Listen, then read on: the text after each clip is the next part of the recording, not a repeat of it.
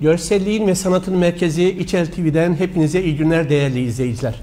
Sevgili izleyiciler, yeni bir döneme girdik ve yeni dönemde Tepe Medya grubuna bağlı televizyonlarımızda çok farklı programlarla karşınızda olacağız. Akdeniz'den dalga dalga derken aslında biz her dalgayı bir konuyla özdeşleştiriyoruz. Sanat, spor, sağlık, siyaset, sosyal yaşam ve başarılı simaları hep sizlerle buluşturuyoruz. Yine bu dönemin ilk programında çok farklı, çok renkli ve gerçekten de çok iyi başlangıç diyebileceğim bir konuyla karşınızdayız. Evet, kimisi için bir efsane, kimisi için anonim halk edebiyatının Dede Korkutlarından günümüze kadar gelen halk edebiyatımızın nefeslerinden, sözlerinden, sazlarından ve toy, aynı zamanda iyi günde, kötü günde ağıtlarıyla, türküleriyle hiçbir zaman unutulamayacak seslere sahip olan sanatçılarımızdan bir tanesi Ahmet Kaya. İki gözüm Ahmet ve her zaman herkesin bazen üzüldüğü, bazen mutlu olduğu, bazen neşelendiği zaman onun sesini dinleyerek yeniden kendi bulunmuş olduğu dünyayla özdeşleşmeye çalışan, yeni bir çıkış yolu bulmaya çalışan bizler aslında onu çok erken kaybettik biliyoruz. Ama onun öykülerini, onun anılarını, onun türkülerini yıllarca dinleyeceğiz gibi geliyor bana. 7'den 70'e herkes onu dinliyor, dinlemeye devam ediyor. Şimdi iki gözüm Ahmet, evet, gerçekten erken yaşta kaybettiğimiz bu değerli sanatçımızın yaşantısını çok yakından bilen ve bilmekle de kalmayıp onlarla hem arkadaşlık eden hem de sanatsal anlamda da onların dünyalarını, yaşam biçimlerini, düşüncelerini, hayallerini çok iyi bilen bir yönetmen arkadaşımız var. Gani Rüzgar Şavata ve Gani Rüzgar Şavata yeni çektiği yönetmenliğini Hakan Gürtop'la birlikte paylaştığı ve birçok alanda da emek verdiği filmi İki Gözüm Ahmet için şu an stüdyomuzda ayağının tozuyla yoldan geldi, yorgun biliyorum ama bizi kırmadı, stüdyolarımıza konuk olmayı kabul etti ve hemen vakit kaybetmeden ona hoş geldiniz diyorum. Hoş bulduk. Bir defa öncelikle siz olunca sorular duruyor yani. Bir de sizin diğer farkınız sanata çok yakın olmanız, sanatı içe yaşamanız, bizlere değer vermeniz. Tabii ki biz durduruyor yani. Evet, Ahmet Kaya. İki gözüm Ahmet. Ahmet Kaya deyince durmak lazım, düşünmek lazım. Noktadır, virgüldür, ünlemdir, soru işareti koymak lazım. Biz ülkemizde hep keşkelerle yaşattık. Sonradan keşke diyoruz ama işten geçiyor. Ahmet Kaya 44 yaşındaydı. Fransa'da öldü. Niye öldü? Nasıl öldü? Neden öldü? Neden gitti? Neden sürgündü? Neden taşlandı? Neden yuhlandı? Suçu neydi? Suçu barıştı. Suçu halktı. Suçu hakikattı.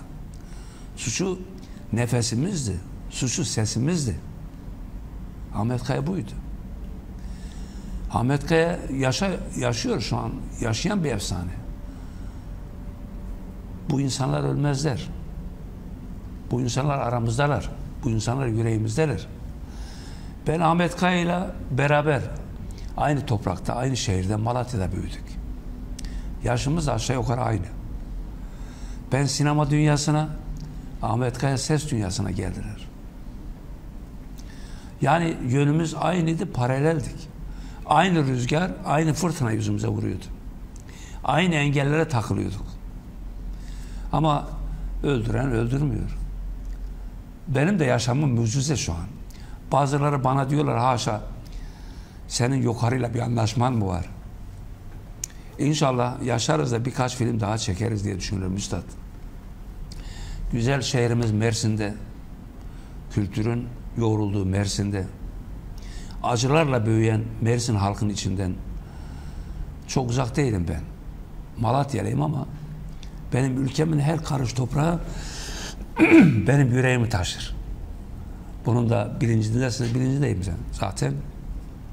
Açık ve samimiyetle söylüyorum. Bu film beni bayağı yordu. Hele 2 senede yaşlandım, ben beyaz oldum. Bu sakalımın beyazlanması, bak 2 sene önce, hatta 3-4 sene önce ben buraya seçimci Arafis'te gelmiştim. Sayın Selahattin Demirtaş'la. Vallahi beyaz yoktu ya o sakalımda. Yani senaryo bir günde olmadı. Senaryo 2009'da ele aldık. Rahmetli Yusuf Hayaloğlu'yla beraber bir özet yazdık. Bizim amacımız o geceydi. Ama 2009'un sonuna rahmetli Yusuf Hayaloğlu ömrü vefa olmadı. Kaybettik. Biz Ahmet'le arkadaştık ama Yusuf'la daha çok samimiydik. Ve üzülerek söylüyorum, Yusuf Hayaloğlu'nu bizzat mezara ben kucağımda indirdim. Ben bu ayrıya hiç uzak değilim. Şu an yaşayan efsanelerden Mustafa Kaya var abisi. Kız kardeşleri rahmetli. Anne babası rahmetli. Eşi Emine Kaya var, ilk eşi. Emine Kaya'nın kızı Çiğdem var. Herkes Çiğdem'i Gülten Hanım'ın kızı bilir ama Çiğdem Emine Hanım'ın kızıdır. Emine Hanım. Bizim yeğenimizdir. Emine Hanım'dan da Melis diye bir kızımız var, yeğenimiz var. 2012'de tekrar dile getirdik. O zaman rahmetli Yusuf Hayaloğlu derdi ki, ancak bu geceyi Şavata çeker. Şavata delidir. Korkmaz. O gün 70 tane sanatçı, yönetmen, yapımcı, yazar vardı. Ses dünyasında, sinema dünyasında. Biz hangimizi karşımıza alacağız abla demişti. Ancak Şavata bunları karşısına alır, direnir. Bunun mücadelesi bu. Bu da Ahmet Kaya'dan geri kalmaz. Bu da deli. İdi. Tabii delilik denince başka, yani bizim şu an özürlü, engelli deliler saymıyor. Bir de delilik başka. Bizim anladığımız delilik başka. Cesaretin var olduğu bir delilik. İdeali olan cesaret. İdeali olan, pardon. Çok güzel cevap verdiniz. İdeali olan cesaret işte. Siz mükemmel bir insansınız. Çok teşekkür ederim. Şimdi evet, ben çekerdim. Çünkü o günü taşlayanlar, yuhlayanlar, oradaki sanatçıların hepsi birer kuklaydı o zaman. İnan, iyisi de kötü demeyeyim, taşlayanlar da. Yani bilmiyorlardı ne yapmak istediklerini.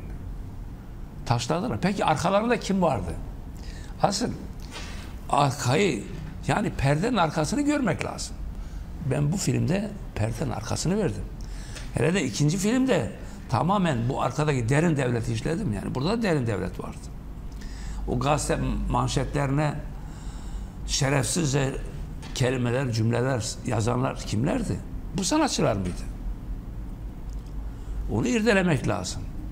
Yani o gece öyle birden Ahmet Kaya sahne çıktı, ben aldım işte, ben Kürtçe klip çekeceğim, televizyon yayınlasın diye mi o zaman taşındı? Hayır. Bu plan, proje önceden vardı. Fakat ben burada üstad bir şey itiraf etmek istiyorum. Mersin'deki halkım da iyi bilsinler. Ben hiç kimseyi suçlu görmüyorum. Bir dönemdi orası. Ahmet Kaya'nın ölümüne hiç kimse suçlu görmüyorum. Asıl tek bir suçlu vardı, bendim. Niye? 1999'da ben Diyarbakır'da Sınır filmini çekiyordum. Ben de davetliydim bu geceye. Hatta Magazinciler Dernek Başkanı Nurettin Soydan da filmde kendisini oynuyor.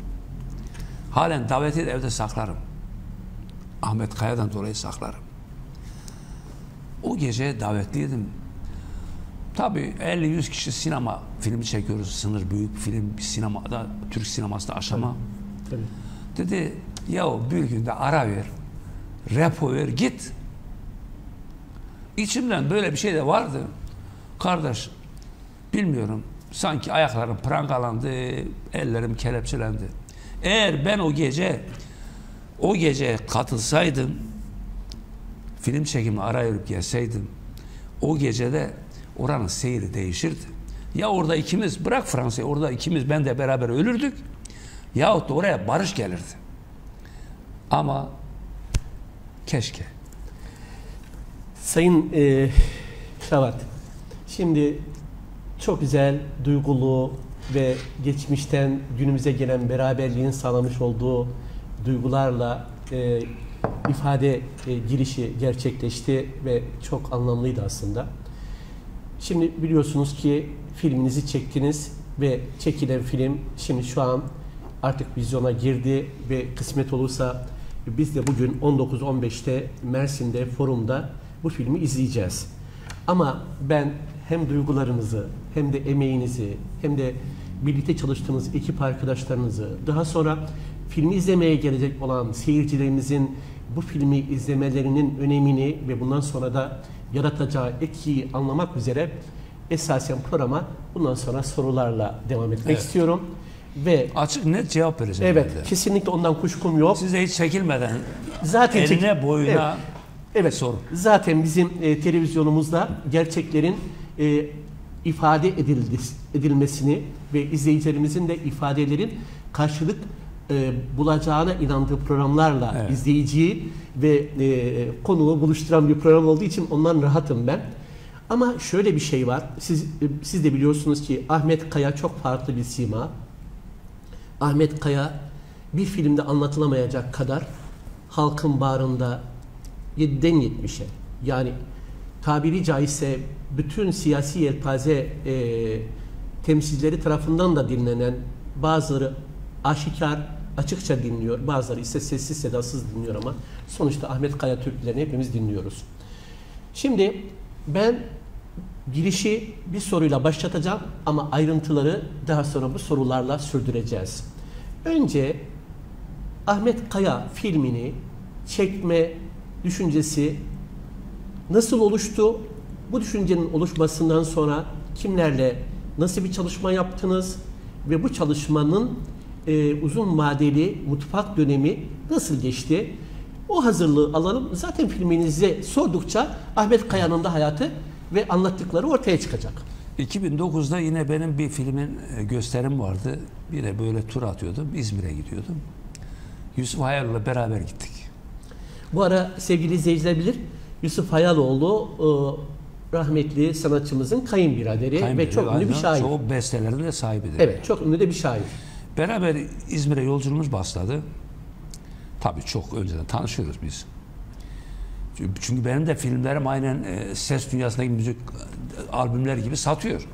Evet. Korsan satıyor, orijinal satıyor. Evet. Yani hatta bazıları diyorlar ki ya bu dizilerde oynadınız uzun süre. Hele o sinema filmleri Sınır, Doz, Direjan, Beyaz Cennet bunlar öyle satıyor ki Azat diyorlar Şavat'a Kültür Bakanı da bandrol alıyor. Ya ne bandrol? Çünkü ilk Türkiye sinema tarihinde en çok DVD satan benim filmler. Niye? Yasaklıydı.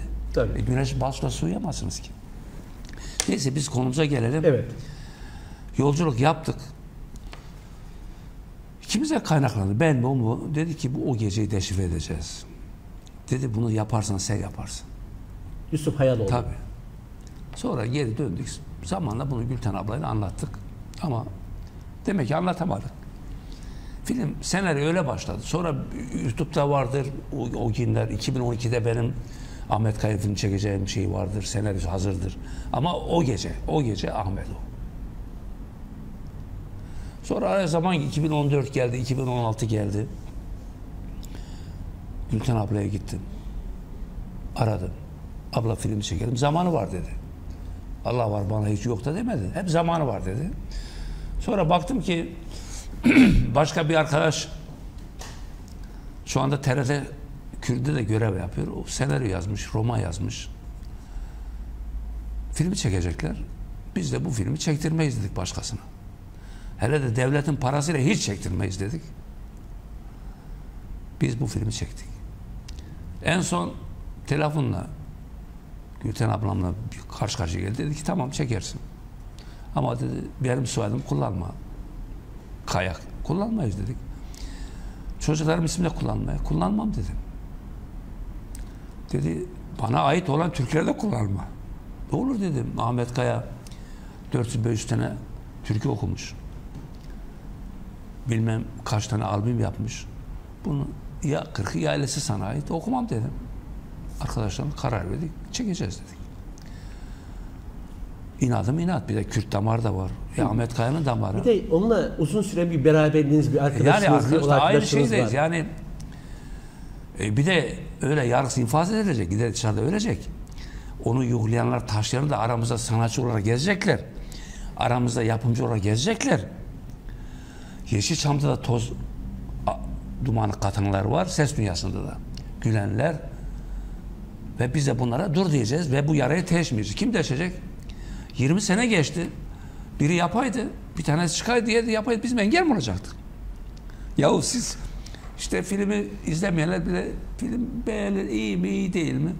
Kardeş siz çektiniz de biz mi bırakmadık? Bırakın çekenlerin de filmi bir görün. Görmeden de eleştirmeyin. Tabii. İnan şu film biraz da makaslıdır. Zaten rahmetli 2 saate sığdırılamaz. Biz 2 film çektik. Bunun bir de sürgün hayatı var inşallah. O da 2002'de gelecek Şubat veya Ocak'ta. Fakat bu film bizi çok yordu. Üstad bir süreç başladı. Film vizyona giriyor. Afiştir, broşürdür, reklamdır. Gülten'de ses sedası yok. Film vizyona giriyor. Cuma günü 7 Şubat. Perşembe günü 2 Şubat, 3 Şubat.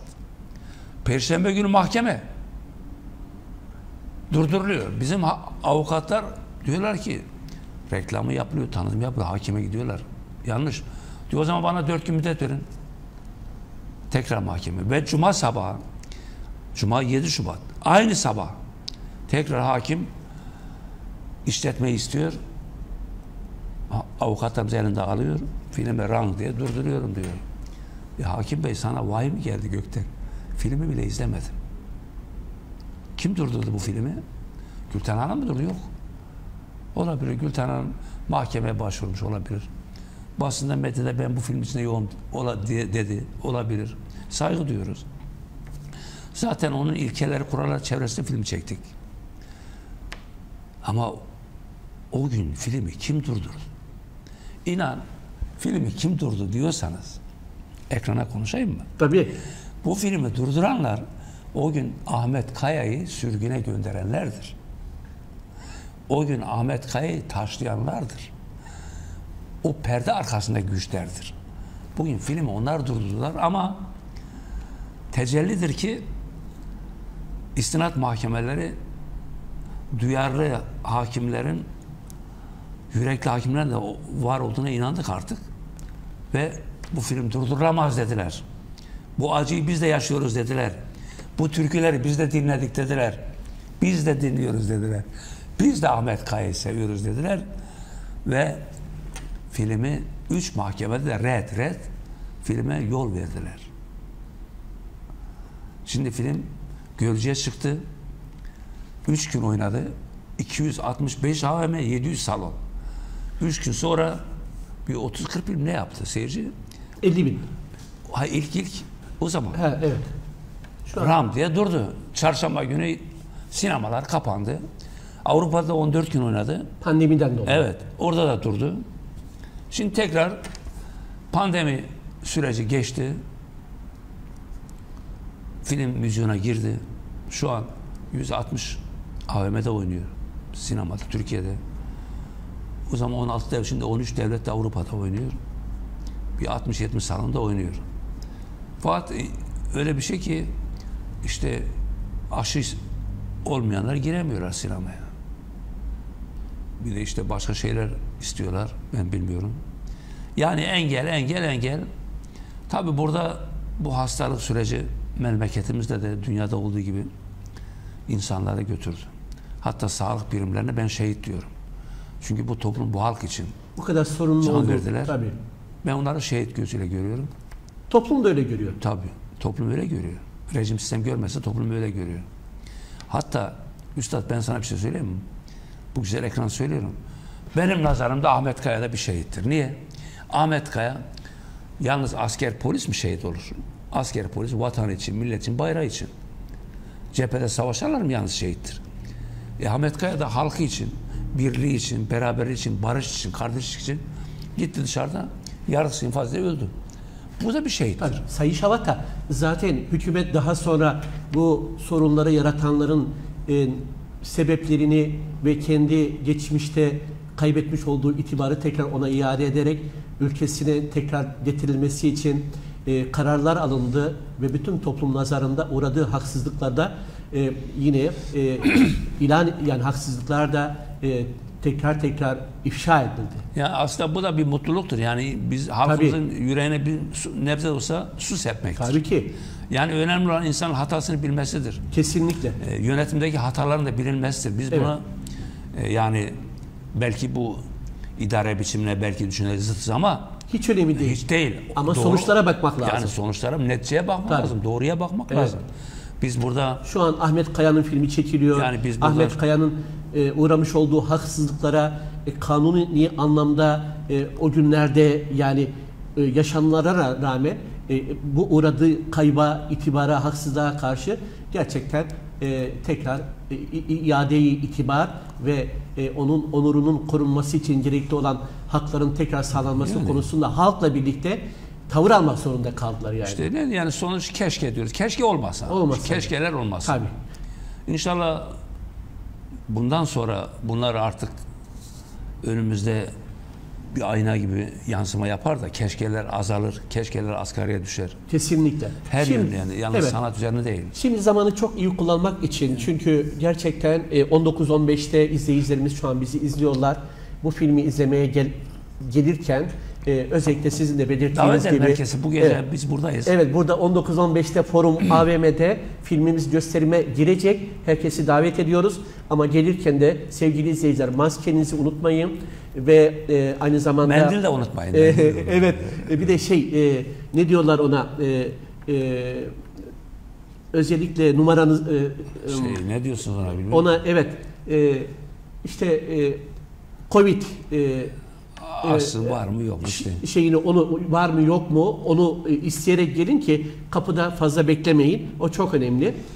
Onu izlemek üzere yerinizi alın diyorum. Sonra burada şunu da belirtelim aklımızdayken bu film yalnız Gani Rüzgar Şavat'a emek vermedi. Benimle beraber yönetmen Hakan Gürtop, senarist. Buradan da hocama selam yollayalım. Çetin Gürtop'un değerli oğlu ve kendisinin de gerçekten Türk sinemasında çok uzun süre emeği var. Sonra bizim yönetmenlerimiz Hülya Hanım var. Diğer görüntü yönetmenleri var, kameramanlar var. Yapımcılar Ömer Demiral, Eşref Bukan, Mustafa Demiral, Zeki Demiral, benim oğlum Arafat Şavat'a arka perdeleri. Mustafa Kaya'ya. Evet, maddi manevi destek verdi. Filmi gerçekleştirdik. Artı senaristler Gönül Aktürk, İlker Barış yine benim kalemim. Hikaye benden zaten. Kesinlikle. Bu var. Bunlar bir de binlerce figürasyon, yüzlerce kamera önünde oyuncular var. Bunlara hepsine burada çok teşekkür ediyorum, müteşekkirim. Onların da selamlarını Mersin halkına getirdik diye düşünüyorum. Çok sağ olun, çok teşekkür ederim. Bunu söylemeniz çok iyi oldu ama zaten biz programa devam ediyoruz. Şimdi bu filmi çekme kararı aldınız. Biz hemen mahkemeyle olan sorunumuza intikal etti ama bu filmi çekme kararı aldıktan sonra bunun bir set çalışmaları var, sahne çalışmaları var. Filmin dokusuna uygun, filmin dokusuna uygun sanatçılar var. Onun konu şeyleri var. Araç var, gereç var, silahlar var. Bayağı ama zahmetli bir araştırma, zahmetli bir çaba. Bu konuda nasıl bir ekip çalışması içinde oldunuz? Bunu bir defa 4-5 ay sanat çalışması yapıldı, platolar yapıldı. Film nerede çekildi de ağırlık olarak? Ağır İstanbul'da. İstanbul'da. Beykoz Kundura fabrikalarını orada plato kurmuştuk. Malatya'da çekildi. Malatya yol güzel yanında çekildi. Hangi yaşlardan itibaren konuyu daha çok işlemişsiniz Sayın doğumundan çocukluğunu tabii işledik, zaman geriye gittik. Zaman geriye gittik. Yani MGD'den devamlı geriye gittik geldik. Yani seyircilerimizi götürüp getiriyoruz. Bir de yani bu filmi izleyen neden sürgüne gitti, kimler taşladı, kimler yuğladı, kimler sebep oldu açık ve nettir.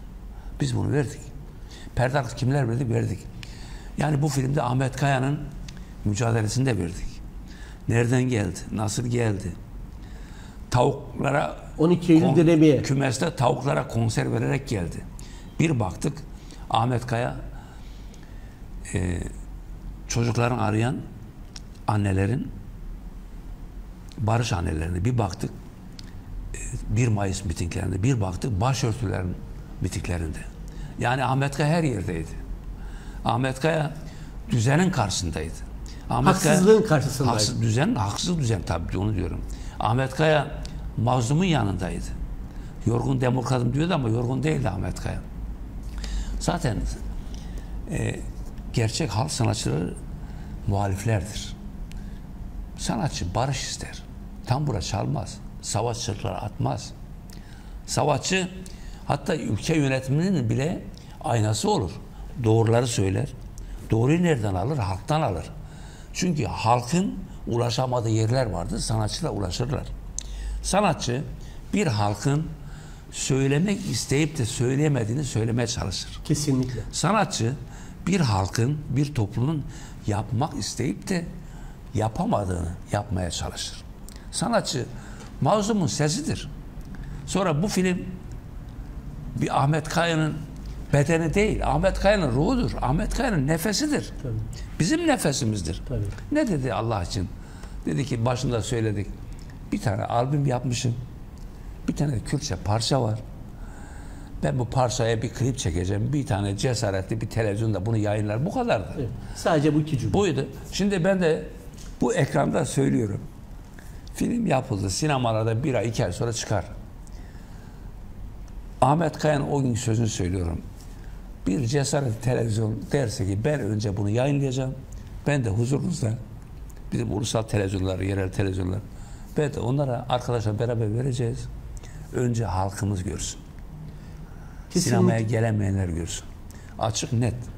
Zaten Sayın Şavata, bu cümleden sonra Türkiye'de uzun süre Kürtçe yayın yapan televizyonlarda açıldı. Birçok yerde de okullarda eğitim oldu. Filmler çekildi. Arkasından açılım dönemi başladı ve Türk-Kürt halkın arasında hiçbir problem yoktu. Zaten problemler bu demokratik hakların kullanılmamasından kaynaklanan problemlerdi ve bunlar da zaten birçok görüşmelerle, birçok mutabakatlarla şu an zaten istenilen düzeye gelmiş. Biz bu filmde üstad neyi işledik? Evet. Benim hep nazane birkaç bayağı benim şiirsel şeylerim vardır, nakaratlarım vardır. Siz oraya gelmeden önce size bir şey sormak istiyorum da. Çünkü filminizin gerçekten ifade süreci çok önemli. Çünkü sizin belirttiğiniz şey çok önemli. Doğduğu günden ölümüne kadar elimizdeki materyallere karşı zamanı iyi kullanarak işlemeye özen gösterdik. Şimdi bu süreç içerisinde muhtemelen Ahmet Kaya'nın çocukluğunun, Malatya'da geçen çocukluğunun, Malatya'nın yapısından kaynaklanan değişik demografik yapıyı, annesini, babasını, okuduğu okulu, yaşam koşullarını da yani kısmen de olsa ele almışsınızdır. Malatya, siz de bunun içindesiniz çünkü. Malatya dediniz de Malatya'da yeşil sinemaları vardır. Evet. Benim doğduğum, büyüdüğüm mahalle ve hatta sinemanın arsanın yarısını biz vermiştik. Çünkü ben sinema. Ben aileme zorlamışım verin. Yeşil sinemalarda 10 salon. Bunun Hüseyin Yeşil, eşi, oğlu Zeki, oğlu Hacı pandemiden 4'ü bir hafta içinde peş peşe gittiler. Malatya sinema sahipleri. Torunları kaldı. Benim arkadaşlarım da Hacı Yeşil'in oğlu Murat. Dedi amca Ahmet Kaya'nın filmi ben sinemaya açacağım. Biz dedik artık açalım. İşte ölenle de ölünmüyor. Ve Ahmet Kaya olunca da çocuk sinemaları açtı. Babasını kaybetti, amcasını kaybetti, dedesini kaybetti, babaannesini kaybetti. Ve söz Ahmet Kaya olunca Malatya'da Yeşil Sinema açıldı. Biz de 4 gün önce Yeşil Sineması'nın açılışını yaptık. Malatya'dan Diyarbakır'a, Diyarbakır'dan Urfa'ya, Urfa'dan Antep'e, Antep'ten buraya geldim. Hoş geldiniz. Şimdi durum buydu. Evet. Şimdi Ahmet Kaya'nın çocukluğunu anlatan bölümleri olacak. Muhtemelen gençlik döneminde onun olgunlaşma dönemi olacak ve onun aşkları, onun aynı zamanda eğitim düzeyini, müziğini ve altyapısını oluşturan bölümleri filmde izleyeceğiz galiba. Aynen. Bütün bunları izleyeceğiz. Hatta daha Emine Hanım'la bile evlenmeden ilk aşkı var. Zaten asıl aşk mucizesi orada geliyor. Devrin bir kızla evleniyor. O da cezaevine düşüyor yargısı infaz olarak. Bir suç üzerine atıyor. Derin devlet bir yapısı var o zaman. Yani bu çocuk dünyaya geliyor. Acılarla geliyor. Gidişi de acılarla zaten noktalanıyor. Ama biz nokta vurmadık. Tabii. Bizi öldürmedi. Devam ediyor yaşantısı. Şimdi tabii Ahmet Kaya'nın da bu sizin de belirttiğiniz gibi zor dönemlerinde saza gönül verdiği, şiire gönül verdiği dönemler oldu ve o dönemlerinde en ağır dönemlerde 12 Eylül öncesi başlayan bir darbe girişimi, 12 Eylül'den sonra yine onun haksızlığa uğradığı bir dönem ve daha sonra resitallerle birlikte şiirleri besteleme dönemi başladı. Ve belki bunlardan da kısaca bahsetmek isterseniz o dönemler nasıl geçti? Tabii o dönemler dedim ya deli bir ideali vardı şeydi, ideal ilkesi var, durmuyordu yani. Hep mazlumun yanındaydı. Yanlış rejim sisteme karşıydı. Mesela ben biraz evvel işte bir şeye değinecektim. Mesela benim nacizane sözümdür, para batmışımdır yıllardır. Kenan Evren döneminde rejim sistem hep Kürtleri et ve tırnak gördü Türklerle. Tabii. Türkler, öyle de zaten. Dur. Şimdi geleceğim. Aynı düşüncedeyiz. Hep tırnak uzadıkça Kürtlerin uzayıp kesip attılar. Ya biz Kürtler diyoruz ki biz et ve tırnak değiliz. Biz et ve kemiğiz. Kemik. Evet. Ben bunu diyenim. Daha bu benimdir. mantıklı. Tabii. Biz şu an biz et ve tırnağız. Hani deyim öyle geliyor. Ama et kim, tırnak kim? Biz et ve tırnak değiliz. Biz et ve kemiğiz. Tabii. Ahmet Kaya da bunu söyledi. Evet. Din, dil, ırk, gözlem kardeş sesine dedi. Kavganın biçimi ne olursa olsun mutlaka bir barış umudu vardır dedi. Barış dedi ya, o barış da öldü. Haklısınız. Halkların kardeşliği de öldü. Ahmet Kaya elle fırçayı aldı. Kahrolsun Amerika dedi. Deniz Gezmişler'in ne için aslında suçu neydi? Yani, kahrolsun Amerika'ydı. Tam bağımsız demokratik Türkiye, kahrolsun Rusya, Amerika dediler yani. Buydu. Evet. Asıldılar. 3 fidan gitti. Bu da aynı oradan. Yani biz şimdi hepimiz ya şu toplumumuzun inan milliyetçi cephede gençlerin de düşüncesi, beyinleri budur. Aynı şeyleri söylüyorlar. Ülkenin birliği, beraberliğidir. Paralel gidiyoruz. Onlar Amerika'ya karşı değil mi? Rusya'ya karşı değil miydi? Çin'e karşı değil miydi? Yani şu an ülkemizde oynanan oyunları görüyoruz. Bu gençler görüyorlar. Suriye'nin durumunu, Irak'ın durumunu görüyorlar. Ama perde çekiliyor devamlı. Biz bu perdeyi yırtmak istedik. Kesinlikle.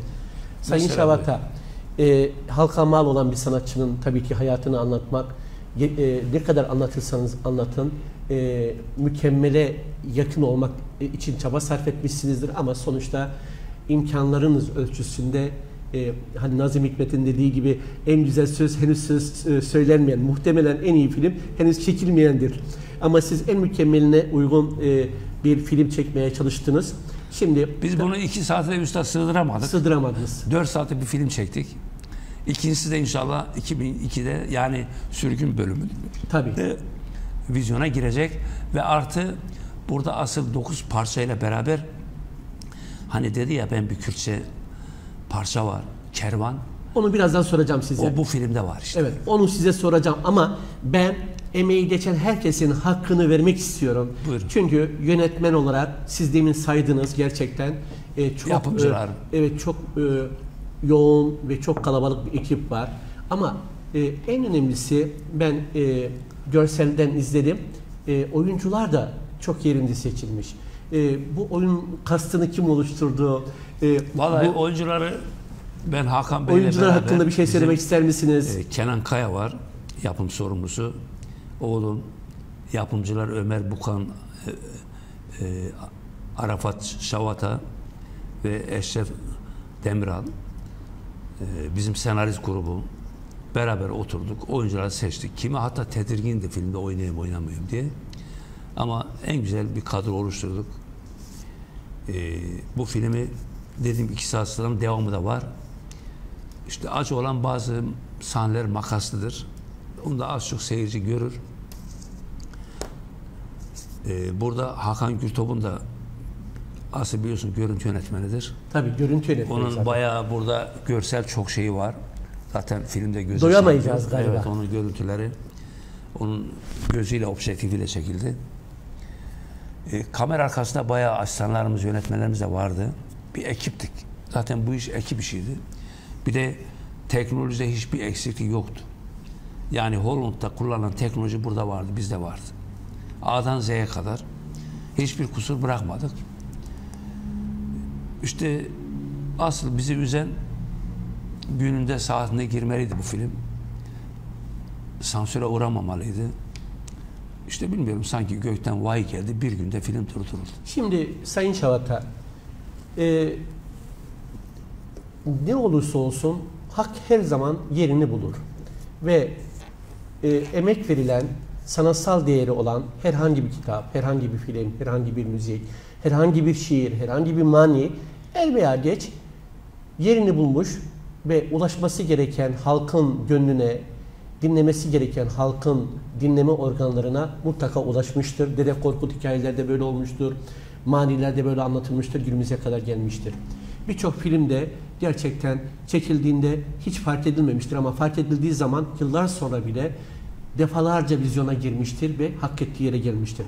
Sizin de şanssızlığınız oldu. Bir taraftan pandemi, bir taraftan insanların korkusu, bir taraftan ekonomik sorunlar, bir taraftan kast oluşturma çabaları. Ya bütün bunlar tabii birer neden.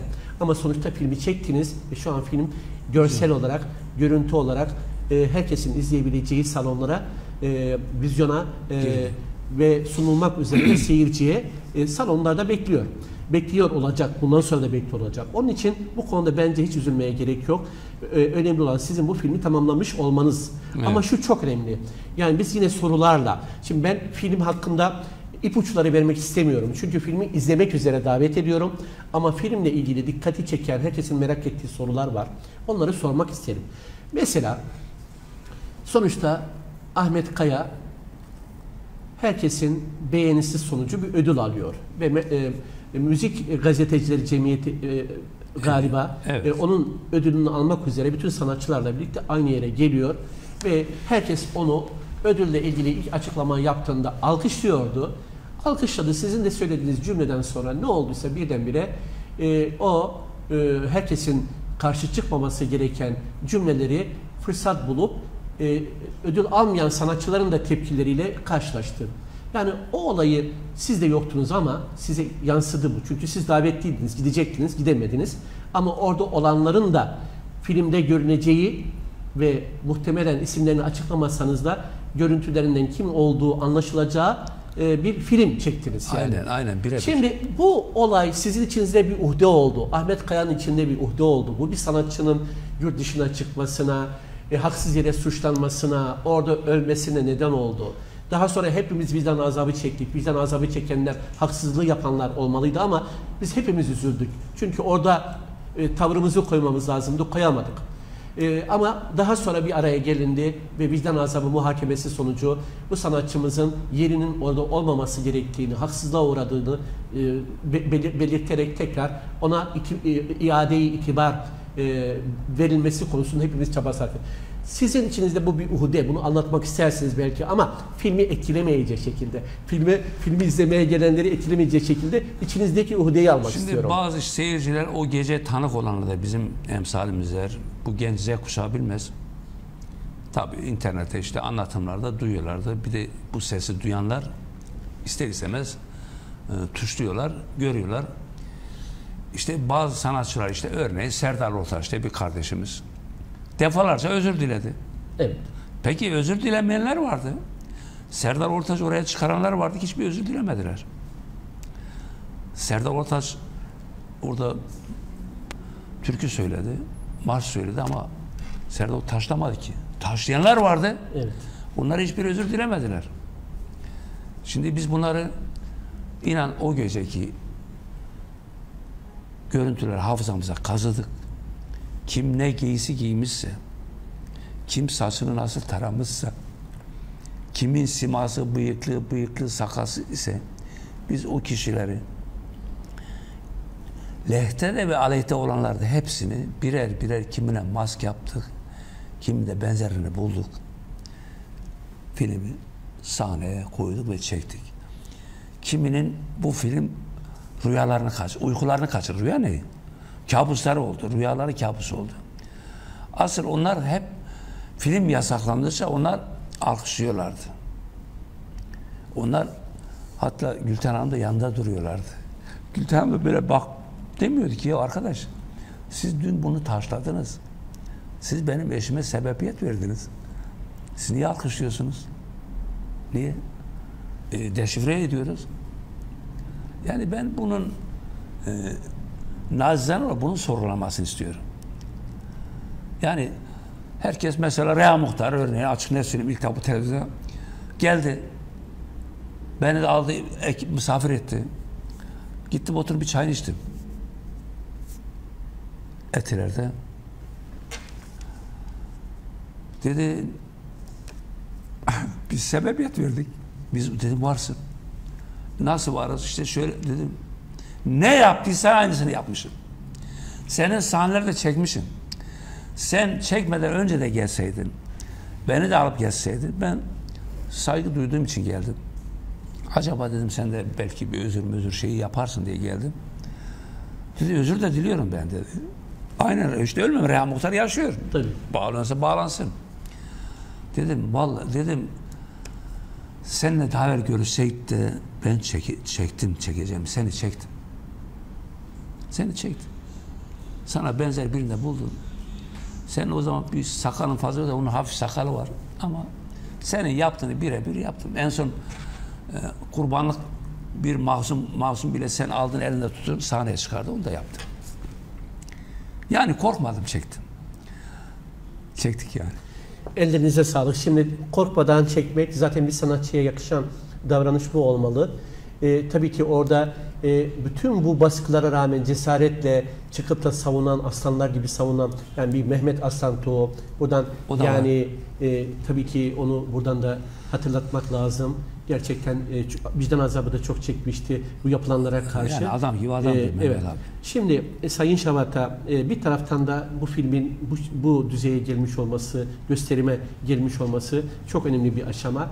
Zaten izleyicilerimiz o filmi izledikleri zaman da bunun önemini şimdi anlatın dememin nedeni o.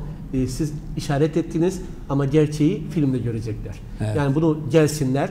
O haksızlığa uğrayan sanatçımızın o an orada olanların tepkileri ve sebep olduğu olayın iç yüzünü sanıyorum filmde biraz daha gerçekçi olarak izleme fırsatı bulacaklar diye düşünüyorum. Ben bu güzel ekranda bir seslenmek istiyorum. Tabii buyurun. Evet pandemi dönemidir. Aşı problem vardır. Kontrolü giriliyor. Sinemalar pak ve temiz. Dezenfekteleri çok temiz. Mesafeli oturuyor insanlar. 18 yaş altında grupta aşı istenmiyor. Yeni Z kuşağı bunlara diyoruz. Çocuklarınızı getirin. Geçmişe gitsinler, görsünler ki bu acılar bir daha yaşanmasın. Hepinizi İki Gözüm Ahmet'in Yaşantıdan Kesitleri adı altındaki filme davet ediyoruz. Görün, gösterin. Mutlaka görmeniz gerekiyor. Bu bizim hepimize bir borcudur. Ben burada hani seyirci gelsin, para versin, girsin diye ben böyle düşünce değilim. Zaten olsaydım bu pandemi dönemi girmezdik. Ortaklarım da böyle düşünüyorlar. Bu filmi görmeden fayda var. Görürsek o acıyı yaşarız. O acıyı tekrar tazeleriz. Hani nasıl ki bir mezara tekrar gidiyoruz, babamızı, anamızı anıyoruz. Bayramda da, seyranda olsa. Burada da 20 sene geçmiş. Mezarına gidememişiz. Bu adamın canlı bedenini ekranlara taşıdık, sinemaya taşıdık. Gelin, görün, izleyin. Kararı siz verin. Ya beni halk mahkemede yargılayın, eline sağlık deyin, beraat edeyim. Yahut da beni de yargılayın. Veyahut da yarısı infaz etsinler. Ben de gideyim. Ama Allah'a çok şükür ki ben ülkemde ölmek istiyorum. İnşallah da ülkemde öleceğim diyorum. Ya ülkemiz hiç kimseyi gözden çıkarmaz da ne sizi ne de bir başkasını hepimiz burada yaşayacağız, yaşamaya devam edeceğiz. Bu ülke hepimize yeter. Önemli olan bizim inançlarımızın, ideallerimizin her zaman olduğu gibi gönlümüzde yeşermesi ve yeşermeye devam etmesi. O konuda yani hepimiz üzerimize düşeni yapacağız. Şimdi tabii birazdan sevgili yönetmenim belki biz filmin hemen görünümünü vermedik. En azından görselini verelim. Daha sonra biraz soluklanın siz. Arkasından da bundan sonra filmimizin asıl hedefleri bundan sonra yani halkımıza mesajı, ibretlik olan dersi nasıl almalıyız. Belki onun için bir şeyler söylemek istersiniz. Peki, izleyelim. Teşekkür ederim.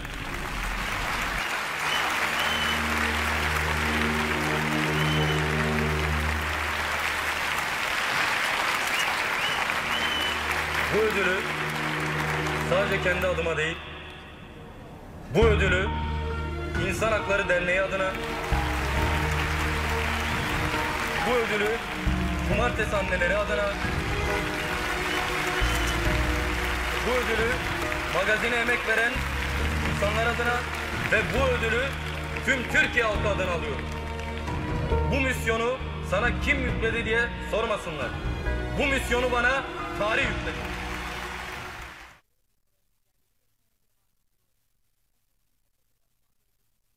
Onların yürekleri gözlerine dolunca benim de canım acıyor. İnsanlar beni nasıl algılarlarsa algılasınlar. Benim kimliğimi benim elimden kimse alamaz.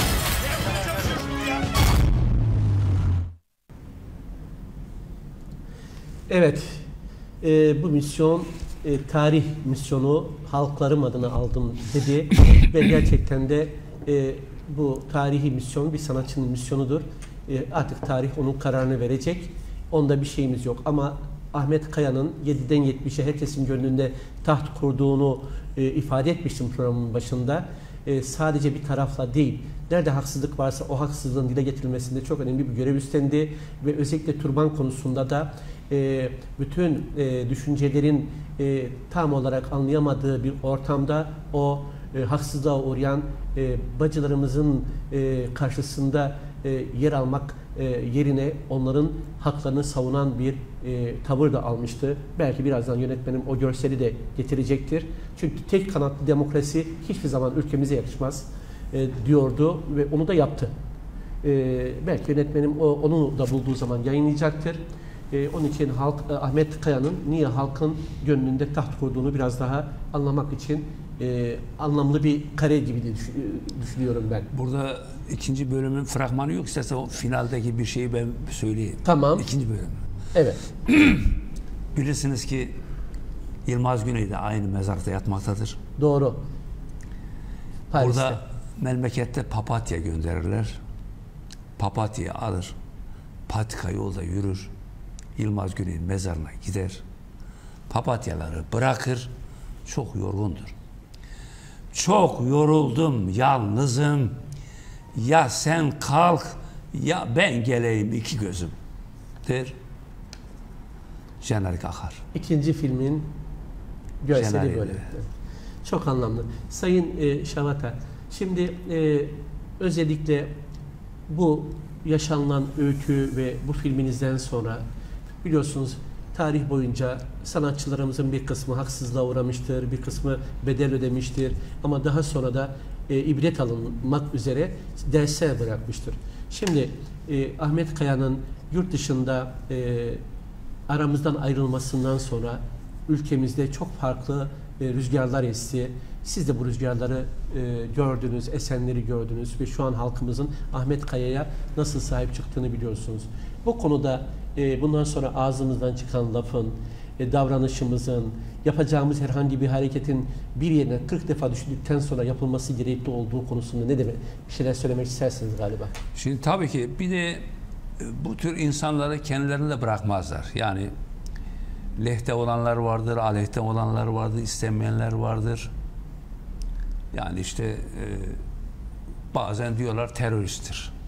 Niye teröristtir? Arkada diyorlar işte bilmem filan şeyin pankratı açılmıştır. Ablemi bayrağı açılmıştır. Sanki Ahmet Kaya açmıştır da önünde durmuştur da elini almıştır da. Yani böyle hemen küçük şeylerle, küçük tozlarla böyle insanları yarısı infaz etmek günahtır, vebaldir. Ahmet Kaya'nın misyonu, ideali, ilkesi herkes gibi, bütün arkadaşlar gibi. Hatta Kürtçe haval deriz. Bütün havallar gibi birliği, beraberi sağlamaktır. Kardeşliktir, barıştır. Yani işte geçmişe baktığımızda deniz gezmişlerin idamı, yarısı infazlar, ne bileyim kimler yok ki İbrahim Kaypakkaya kadar işkenceli ölenler. Yani nice gençler gittiler. Ama hiçbiri kimseye oh dedirtmedi. Bu halk kimseye iyi olmuş demedi. İyi etmişsiniz demedi. Hep keşke dediler olmasaydı. Çünkü bu halk böyle bir tarihten gelen bir halktır. Bu halk milli ruhu taşıyan bir halktır. Devrim ruhunu taşıyan bir halktır. Barış ruhunu taşıyan bir halktır. Bu halk inançlı, itikatlı bir halktır. Düşmanı dahi olsa yani acıyla sonlandırılması istemez. Bugün Çanakkale'de yalnız vatanını, milletini korumak için şehit yatanlar mı var? Orada gelip de toprağımızı işgal edenler de yatıyorlar. Anzaklar da vardı tabii ki. Evet. Mustafa Peki, Kemal'in bu konuda söylediği... bunları kendi toprağında, kendi bağrında yatıran kimdir? Bu halktır. Tabii ki. İşte bizim bu ruh var. Ama bugün bu ruhu bize bırakmıyorlar. Sınıflandırıyorlar. Kürttür, Türktür, Alevidir, Sünnidir, Laz'dır, Çerkez'dir. Yahudi derim. Ya bırakın. Bırakın bunları. Allah'ın yarattığı bütün kullar... Bırakın yani. Tabii ki onun yarattığı kullar aynı Mevlana'nın dediği gibi kim olursan ol, gel. Çünkü o yani, ol dedi, insanlar oldu, yaşıyorlar. Onları yaşadıktan sonra birbirlerine düşürmek, insanın diyen hiçbir düşüncenin, inancın aracı olmamalı. Bunu da artık bir son vermek lazım gerçekten. Yani gerçekten. Evet. Yani sanatçıların görevi bu. Bir ülkede sanat, spor yoksa zaten o ülkede barış, huzur bekleme. Kesinlikle. Yani bu kesindir yani. Evet. Bak yalnız benim branşım sanat ama tabii, spor paralelinde. Yani sanatta, sporda yoksa bir ülkede batmaya mahkumdur, yıkılmaya mahkumdur. Tabii. İşte birlik, beraberlik de bunlar aynadır. Bunlar yansıma yapar. Biz doğruyu da alırız, eğriyi de alırız. Karanlığı da alırız, aydınlığı da alırız. Sanatçı zaten bu rolleri Budur. üstlenen biri. Sonra bir de ülkemizde ben burada hatta şu anki yönetime bile sesleniyorum. Halen devlet sanatçıları ayrı adı altında maaşı boş verin, maaşa tükürelim. Kimlik taşıyorlar. A sınıf devlet sanatçıları, B sınıf devlet sanatçı değil, Z sınıf hiç değil. Ya kardeşim, bu ülkenin sanatçıları bu ülkenin bir devletiyle yaşar. Bu devlet bu ülkenin halkın devleti ise bu sanatçılar bu toplumun içinde gelenler ise bütün bu ülkede yaşayan sanatçılar bu devletin sanatçılarıdır. Niye? Niye sınıflandırıyorsunuz? Niye ayrım yapıyorsunuz? Yok devlet sanatçısı. Orhan Gencebay devlet sanatçısı, Gani Şavat'a devlet sanatçısı değil. Orhan Gencebay devlet, yani Orhan abi örnek veriyorum. Örnek veriyorsunuz. Orhan abi devlet sanatçısı, Kadri İnanır devlet sanatçısı değil. Böyle bir şey olabilir mi? Böyle bir mantık olabilir mi ya? Halkın bağrında yer edinen herkes sanatçıdır ve devletin de bunlara saygı duyması lazım. Ama bazen de Orhan abi de kusura bakmasın. Bunları da söylemesi lazım arkadaş. Benim yanımdaki, benim arkamda yetişen sanatçı devletin sanatçısı olarak görünmüyorsa ben de bu devlet sanatçısı değilim. Tabii. Ben de aynı onun sınıfında deme. Abi büyüklerimize bunu demesi lazım. Tabii. Bak ben burada bana bir hak veriliyorsa, benim yanımdaki sanatçıya bu ihlal yapılıyorsa ben bunu kabul edemem. Ben hazmedemem. Kusura bakmasınlar, ben yaka ilikleyemem. Ben neysem benim yanımdaki sanatçı olmalı. Kameraman da olmalı, figüranım da olmalı. Çünkü onlarla biz varız. Kesinlikle. Şimdi karakter oyuncu yoksa jön olur mu? Jönün bir havası olmaz. Reji yardımcısı yoksa yönetmen olur mu? Olmaz. Olmaz. Yani bu böyle bilinmeli, böyle yapılmalı, böyle görülmeli. Şimdi yan hakem yoksa orta hakem olmaz. Kesinlikle. Sayın Şavat'a şimdi bu film çekildikten sonra sizin de belirttiğiniz gibi aslında bir bölüm, bir gerçeği ortaya koymaya çalıştınız ama uğradığınız bir takım engellemelerden dolayı da biraz halen de bu engellerin bir kısmı devam ediyor mu? Bunları aştınız mı? Yok şu an mahkeme bitti. İstinad, 3 tane istinad mahkemesi de geçti. Yani yapılan bir haksızlıktı, bir zulümdü. Yani bu üstadın filmi bu durumda böyle acı mahkemelerde olmamalıydı. Sanat mahkemeye düşmemeli. Sanat mahkemesi, biz mahkeme kapılarına gitmemeliydik. Halk karar versin. İnan. Yani gişeye gelip filmi izlemek veya izlememekle onlar cezalandırsın. 3 mahkemede, 2 mahkemede hep gidiyordum böyle. Avukatlar konuşuyordu. Ben arkada duruyordum. Hiçbirine konuşma hakkı almadım.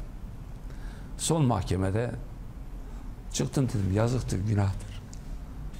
Bundan nereden esinlendim? Seyit Rıza'yı Elazığ meydanında bu defa asarken dedi ki Ben size yaka iliklemedim, bu size ders oldu. Ben sizin şeyinize şey yapamadım, bu size ders olsun, bana ders olsun, sizin hilelerinize. Ben size yaka iliklemedim, diz çökmedim, evet. Gidiyorum, bu da size ders olsun. Haklısınız. Şimdi ben o hakimin yüzüne baktım, tıfıl bir çocuk. Benim oğlumun da yaşı büyük. Böyle baktım yüzüne. Yazıktır, günahtır, zuldür dedim. Nereden geliyor bu emir, nereden geliyor? Ya film izledim mi hakim bey? Durdu, düşündü, istinat mahkemesi dedi. İstinata gitti. İstinatta biliyorsun devamlı tektir. Tabii. 5'tir. Yani 4 olmaz, 5'tir. Evet. Çünkü biri fazla bir eksik. Mutlaka sonuç vermeli. Ve biri okey, evet durdum demedi. 5'i birden. 5 imza geldiler. Olmaz. İşte bunların alnından öpmek lazım. Diğer hakim sen nereden kuvvet aldın? Yani bir gecede film izlememişsin ya nasıl durdurursun? Sana nereden geliyor? Şimdi bunu biz sanatçılar görüyoruz. Belki halkımız görmüyor. Biz buna üzülüyoruz. Evet. Zuldur ya, zul. Tabii. Sayın Şavata, şimdi ayağınızın tozuyla geldiniz. Biz sizi ağırladık.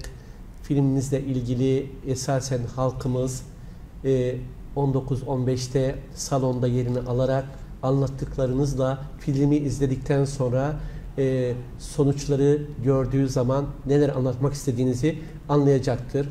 Ama yine de biz programımızın sonunda filmimizin amacını, filmimizin çekilmesinin ve halkla buluşmasının bundan sonra etkisi ve bu etkinin de bundan sonraki sanatla yol almak isteyenlerin ifadelerinin geleceği aşamak konusunda düşüncelerinizi almak istiyorum. Onurlu halkım bilsin ki biz hiçbir zaman kavgacı olmadık. Kavga da etmeyiz. Kimsede husumetimiz yoktur. Kinimiz yoktur. Sevdamız vardır, saygımız vardır. Saygıda özgürlük, sevgiden mecburiyet vardır diye benim sınırda bir sözüm vardır. Geçerli. Ben halkımı seviyorum ve ben halkımın kölesiyim. Bir gün bir tanesi bana yazmış.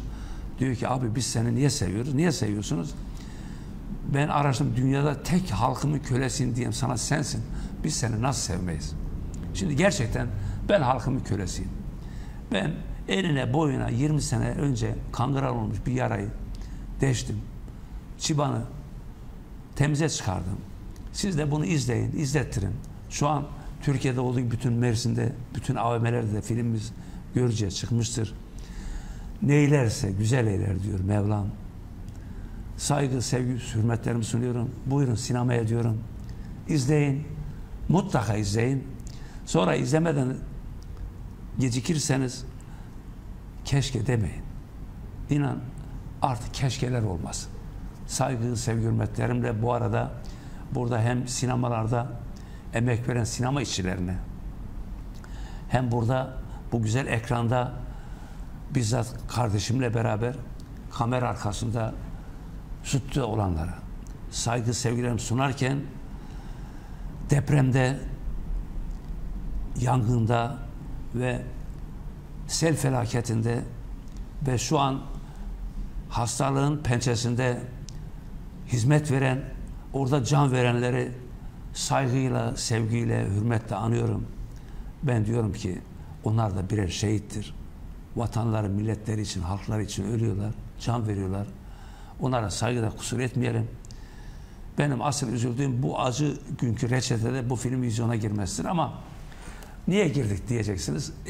Bu da aynı acıyı, aynı sancıyı yaşayan bir kardeşimizin filmidir. Onun için girdik diye düşünüyorum. Hakkınızı helal edin.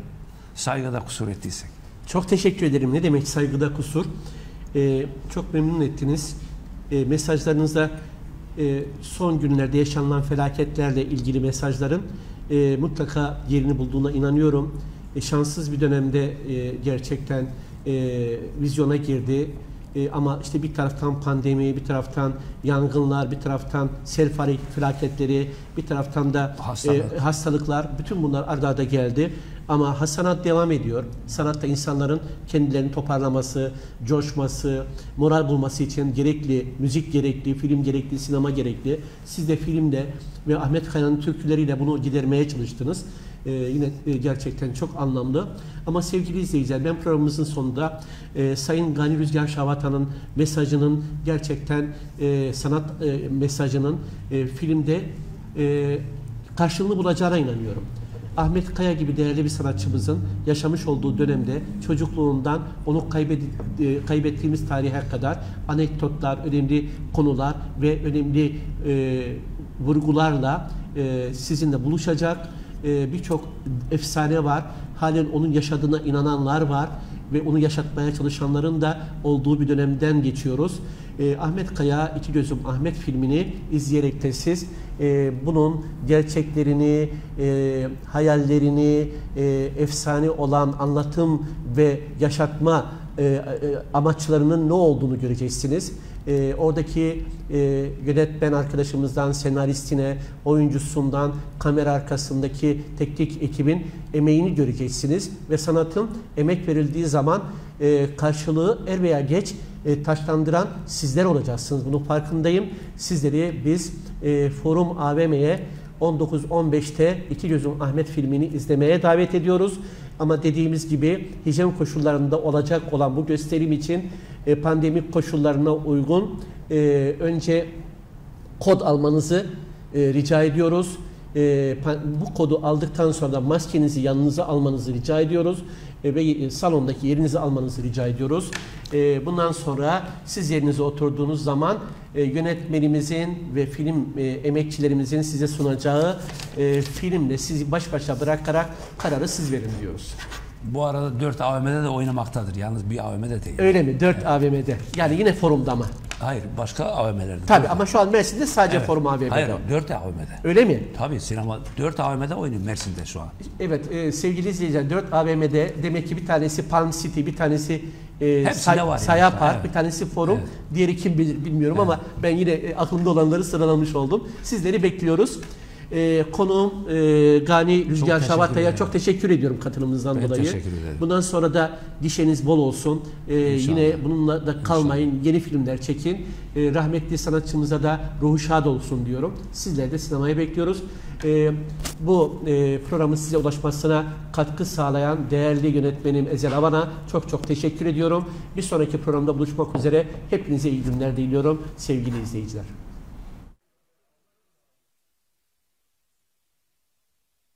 Yürekleri gözlerine dolunca benim de canım acıyor.